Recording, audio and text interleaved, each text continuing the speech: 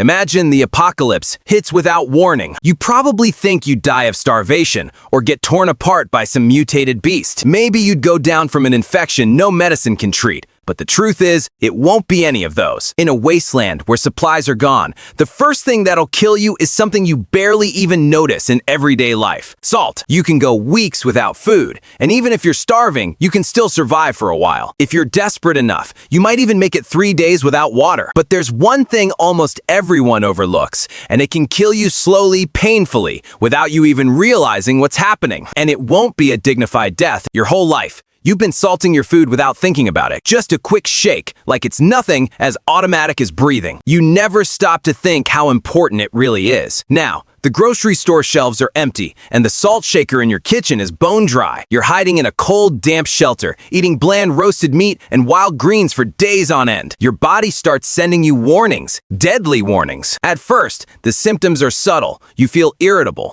Your mind gets foggy, like it's packed full of static. You start forgetting words, and you can't even make basic survival decisions. Then, the real suffering begins. The muscles in your thighs and calves start cramping violently out of nowhere. It feels like some invisible giant has grabbed your leg and is twisting it like a soaking wet towel. You'll be rolling in the dirt from the pain, and that's just the beginning. Next comes something close to a mental breakdown. Your heart starts beating out of rhythm, slamming against your chest like it's trying to break free. Your blood pressure drops off a cliff, and the two tireless chemical engineers inside your body, your kidneys, start losing their ability to keep things balanced. What makes it even worse is this: the harder you fight to survive, the faster you die. Because in a post-collapse world, you don't get to lie around and conserve energy. You have to swing an axe, haul heavy supplies, and build shelter. You have to run for your life when danger shows up and you're sweating constantly. With that sweat, you're not just losing water, you're losing the tiny amount of sodium your body has left. Your body becomes like a heavy machine that's leaked out all its coolant. On the surface,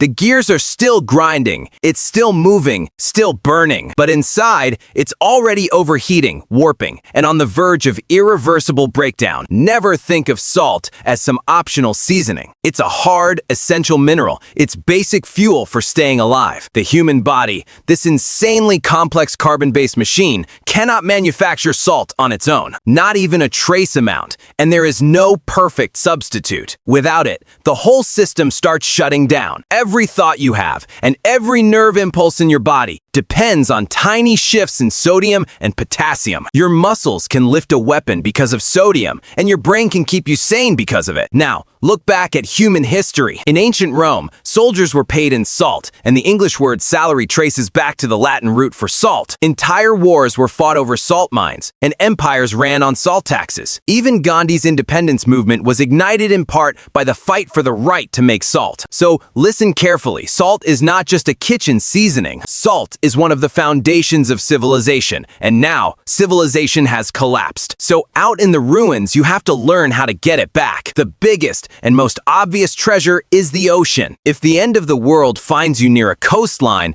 you're basically sitting on a gold mine that never runs out. That massive, churning sea in front of you is liquid sodium chloride. Every liter of seawater contains roughly 35 grams of salt, or about 3.5% salinity. You absolutely cannot drink it straight, as one mouthful of seawater will push you toward death even faster. But as a raw source for extracting salt, it's nearly perfect. The simplest method is solar evaporation, which is one of the oldest large-scale techniques humanity ever used. You need a shallow container, anything that can hold water and stand up to direct sunlight. A piece of intact plastic sheeting laid into a shallow pit, or the lid of a scavenged storage tote, a rusted metal baking tray, or even a concrete mixing pan from a construction site. The key is simple. It needs to be shallow. The shallower the water, the more surface area is exposed to the sun and moving air, and the faster it evaporates. Pour in your filtered seawater, then step back and let the greatest worker in history do the hard part, the sun. sun. If the weather is hot, dry, and windy,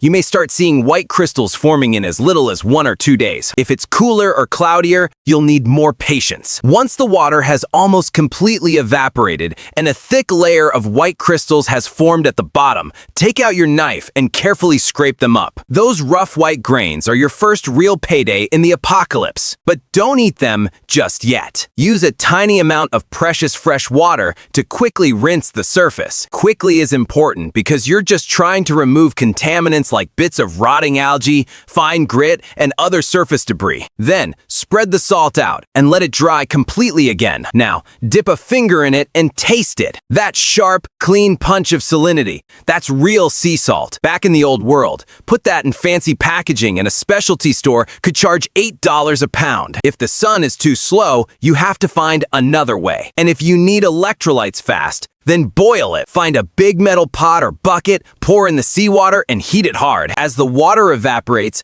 the liquid gets more concentrated. When it's close to drying out, salt crystals will cling to the bottom and sides. Pull it off the heat before it scorches. Even if it burns a little, that's not the end of the world. It may taste slightly bitter or mineral heavy, but it's still life-saving sodium chloride. But here's a deadly warning. Never collect seawater near ports, industrial zones, or chemical plants. Salt concentrates whatever is in the water. If the seawater smells like diesel, that salt could kill you faster than a deficiency would. Now, what if you're nowhere near the coast? What if you're deep inland, hundreds or thousands of miles from the ocean? Don't panic. Nature left you other options. Look for salt flats or natural mineral deposits. Wild animals know where the salt is better than you do. Deer, elk, and bison, they all instinctively seek it out. If you're lost in the wilderness and need to find salt, follow the tracks and the droppings. When multiple game trails converge in one place, there's a good chance you found a salt lick. The ground there is usually bare, packed down hard, and sometimes coated with a pale crust. Take a small handful of the soil, mix it with water, and taste it. If your tongue catches that familiar salty bite, you just found a lifeline. But don't start eating dirt like an animal. Collect the salty topsoil, soak it in clean water, filter the sediment, then boil the brine. The principle is exactly the same as with seawater. Water pulls minerals out, fire drives the water off, and the salt stays behind. In many inland parts of North America and Europe,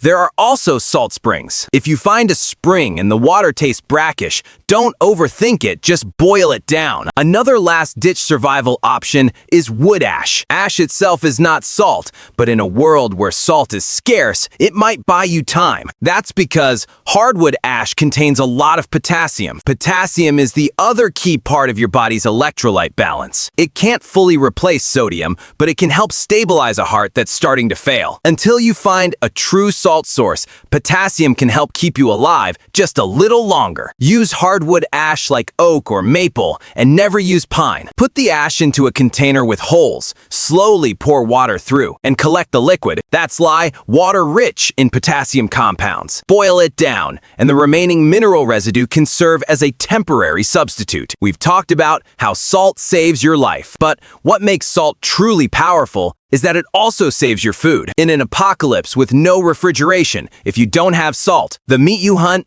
the fish you catch, the vegetables you grow with blood and sweat will all turn into stinking rot within days. Salt works like a dehydration machine. Through osmosis, it pulls moisture out of food and creates an environment where spoilage bacteria can't survive. A fish cured with salt can last for weeks. Without salt, in summer heat, it can start going bad overnight. A salted venison haunch can feed you for half a month. Unsalted, it can make you sick by day 4. Without salt preservation, every hunt you risk your life returns into a desperate race against decay. For meat, the golden ratio is about 40 grams of salt per kilogram, roughly 2 tablespoons per pound. For fermented vegetables, use 1 tablespoon of salt for every 2 cups of water. Submerge the vegetables completely to create an acidic environment, where beneficial bacteria outcompete the harmful ones. Human beings have used this brutally simple method to stay alive for 10,000 years. On days when you're not working hard,